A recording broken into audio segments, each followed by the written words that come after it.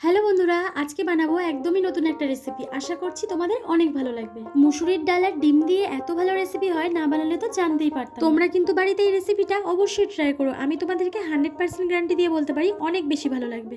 আর খুব বেশি উপকরণও কিন্তু লাগে না, 1 কাপ ডাল আর 2টো ডিম হলেই ব্যাস।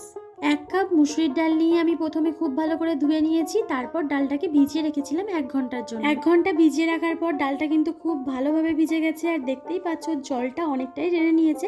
এবার আমি ডালটাকে এক সাইডে রেখে মশলাটা করে নেব। তবে আমি এখানে সবকিছুর পেস্ট ব্যবহার করব বলে পেঁয়াজ, লঙ্কা আর আদা রসুন নিয়ে ভালো করে পেস্ট করে নিচ্ছি। তবে ডালের মধ্যে একটু জল আছে, আর এই জলটাকে ডালের থেকে সরিয়ে নিতে হবে।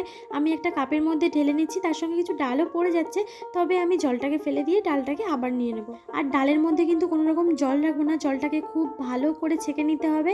জল একদম ডালের মধ্যে রাখলে হবে না। আর দেখতেই পাচ্ছ এবার আমি পেস্ট করব। তার আগে এখানে আমি নিয়ে নিয়েছি 2টো ডিম। এবার ডিম দুটোকে ফাটিয়ে ডালের মধ্যে দিয়ে দিচ্ছি। বাড়িতে মাছ মাংস না থাকলে এই রেসিপিটা ট্রাই করতে পারো, আশা করছি অনেক ভালো লাগবে। 2টো ডিম আমি ফাটিয়ে নিয়েছি, এবার মশলাগুলোকে দিয়ে দেবো। এখানে স্বাদ মতো লবণ দিয়েছি, 1/2 চামচ হলুদ গুঁড়ো, 1 চামচ জিরের গুঁড়ো, 1/2 চামচ লঙ্কার গুঁড়ো দিয়ে দিয়েছি। আর এখানে আমি পেঁয়াজ, আদা রসুন লঙ্কার যে পেস্ট বানিয়েছিলাম সেটা এখন দিয়ে দিচ্ছি 1 চামচ, আর দিয়েছি 2 চামচ বেসন। ব্যাস, আর কিছুই দেবো না। এবার খুব ভালো করে মিশিয়ে নিতে হবে। তবে জানি না তোমাদের বাড়িতেও এরকম সমস্যা আছে কিনা। আমাদের বাড়িতে একটা সমস্যা আছে, আমার ভাই একদমই মাছ খায় না, ওই জন্য এই রেসিপিটা বানালেও খুব ভালোভাবে খেয়ে নেয়। দেখো আমার কিন্তু সব উপকরণগুলো মেশানো হয়ে গেছে। এবার মিক্সিং জারের মধ্যে দিয়ে খুব ভালো করে পেস্ট করে নিতে হবে। আর এই ডাল যখন পেস্ট করবে কোনো রকম জল দেবে না। আমার কিন্তু ডালটা খুব ভালো করে পেস্ট করা হয়ে গেছে। এবার একটা স্টিলের থালা নিয়ে থালার মধ্যে খুব ভালো করে তেল লাগিয়ে নেব। তেলটা স্টিলের থালার চারিধারে খুব ভালো করে লাগিয়ে নিতে হবে। এবার যে পেস্টটা বানিয়ে রেখেছিলাম পেস্টটা দিয়ে থালার মধ্যে খুব ভালো করে বসিয়ে নেব। 2 থেকে 3 বার হাত দিয়ে কিন্তু থালাটাকে এইভাবে ঝাঁকিয়ে নেবে। এবার গ্যাসের উপরে কড়াই বসিয়ে কড়াইয়ের মধ্যে জল দিয়ে একটা স্ট্যান্ডকে উল্টো করে দিয়ে কিছুক্ষণের জন্য ঢেকে দিতে হবে। 5 মিনিট পর ঢাকনা খুলে থালায় যে ডালের পেস্টটা রেখেছিলাম সেটাকে কড়ার মধ্যে দিয়ে দেবো। এবার লো ফ্লেমে দিয়ে 10 থেকে 15 মিনিট কড়াইটাকে ঢেকে রেখে দেবো। 10 থেকে 15 মিনিট পর আমি ছুরিটা দিয়ে দেখে নিচ্ছিলাম যেটা হয়ে গেছে কিনা। দেখো ছুরিটা ওর মধ্যে দিয়ে তোমরা দেখতে পারবে, ছুরিটা যদি একদম পরিষ্কার আসে তাহলে ভাববে এটা পুরোপুরি হয়ে গেছে। আর এর ভিতরটা কাঁচা থাকলে কিন্তু ছুরির গায়ে লেগে যাবে, তখন কিছুক্ষণের জন্য ঢাকা দিয়ে আবারও রান্না করে নিতে হবে। আর আমার কিন্তু ছুরিটা পুরো পরিষ্কার এসছে, এটা হয়ে গেছে, ওই জন্য আমি এখন নামিয়ে নিচ্ছি। এখন আমি ডালের এই ধোকাটাকে ঠান্ডা হওয়ার জন্য রেখে দেবো। আর একটু একটু ঠান্ডা হয়ে গেছে, আর দেখতে পাচ্ছ আমার হাতে কিন্তু কিছুই লাগছে না, মানে পুরোপুরি ভাবে এটা সেট হয়ে গেছে।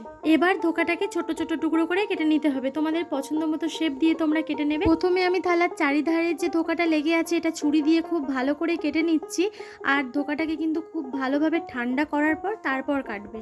এবার আমি চৌকো চৌকো করে ধোকাগুলোকে কেটে নেব। তবে তোমরা মাছ মাংস খেতে বেশি ভালোবাসো না এই ধরনের খাবার খেতে বেশি ভালোবাসো অবশ্যই আমাকে কিন্তু জানিও। তবে আমার মাছ মাংসর থেকে বেশি এই রেসিপিগুলোই ভালো লাগে। আর তোমরা এই রেসিপিটা দেখার পরে বাড়িতে যদি ট্রাই করো অবশ্যই আমাকে কিন্তু কমেন্টে জানিও কেমন হয়েছে। আর তোমাদের আমার এই ধরনের রেসিপিগুলো বেশি ভালো লাগছে কিনা অবশ্যই কিন্তু আমাকে জানিও। এখন থেকে চেষ্টা করব তোমাদের সঙ্গে সবসময় নতুন নতুন রেসিপি শেয়ার করার। আর তোমরা যারা আমার চ্যানেলে নতুন এই ধরনের রেসিপি দেখার জন্য চ্যানেলটাকে সাবস্ক্রাইব করে রাখো। আর আমি কিন্তু ধোকাগুলোকে কেটে নিয়েছি, আর দেখতে পাচ্ছ কত সুন্দরভাবে জমাট বেঁধেছে। সব ধোকাগুলোকে আমি কেটে নিয়েছি, এবার ভাজার পালা।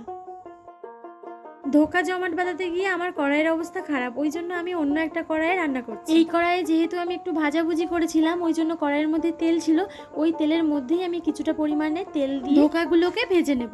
প্রথমে আমি কিন্তু কড়াইয়ে তেল দিয়ে তেলটাকে হাই ফ্লেমে খুব ভালো করে গরম করে নিয়েছি, তারপর লো ফ্লেমে দিয়ে ধোকাগুলোকে ভেজে নিচ্ছি। এরপর আর কি উল্টে পাল্টে সমস্ত ধোকাগুলোকে ভেজে নিতে হবে। ভাজার পরে শুধু মুখে খাওয়ার জন্য কয়েকটা ধোকা আমি রেখে দিয়েছিলাম। আর এটা তরকারি না করে শুধু মুখেও খেতে কিন্তু বেশ ভালো লাগে। ধোকাগুলোকে কিন্তু একটু লাল লাল করে ভাজবে, তাহলে বেশি ভালো হয়। তো আমার লাল লাল করে ভাজা হয়ে গেছে, এখন ধোকাগুলোকে তুলে নিচ্ছি। আর এইভাবে সব ধোকাগুলোকেই আমি ভেজে নিয়েছি। আর এদিকে আমি আলুটাও সেদ্ধ করতে বসিয়ে দিয়েছিলাম। দেখো ধোকাগুলো কিন্তু আমার সব ভাজা হয়ে গেছে, এবার রান্নাটা করব। আর ধোকা ভাজার পর যে তেলটা ছিল ওই তেলটা দিয়েই আমি পুরো রেসিপিটা করব।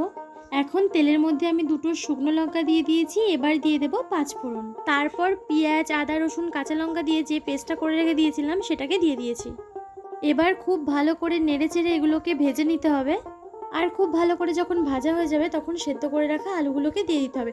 আলুগুলোকে কিন্তু আমি খুব বেশি সেদ্ধ করিনি, মানে মোটামুটি সেদ্ধ করেছি। আলু দেওয়ার পর একটু নেড়ে নিয়ে সমস্ত মশলাগুলোকে দিয়ে দেবো। এখন এর মধ্যে দিয়ে দিচ্ছি লঙ্কার গুঁড়ো, জিরের গুঁড়ো, হলুদ গুঁড়ো, স্বাদ মতো লবণ। মশলা দেওয়ার পর খুন্তি দিয়ে একটু নেড়ে চেড়ে নেওয়ার পর এর মধ্যে অল্প পরিমাণে জল দেবো।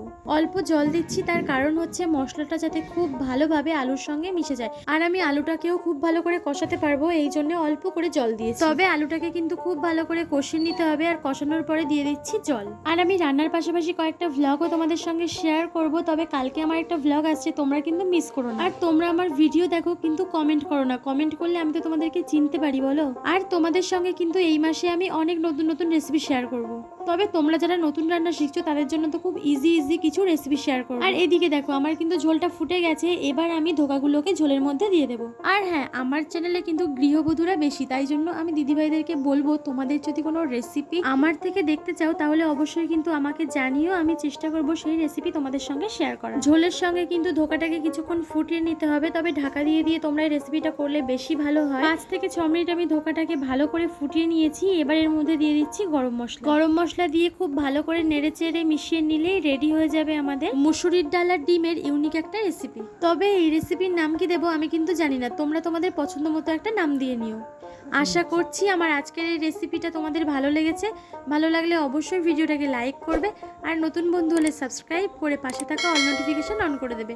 তাহলে যখনই আমি ভিডিও আপলোড করব সবার আগে পৌঁছবে তোমাদের কাছে, আর তোমাদের পরিবারের সঙ্গে শেয়ার করবে। আজকের মতো এখানেই বিদায় জানিয়ে শেষ করছি। সবাই খুব ভালো থাকবে, বাই।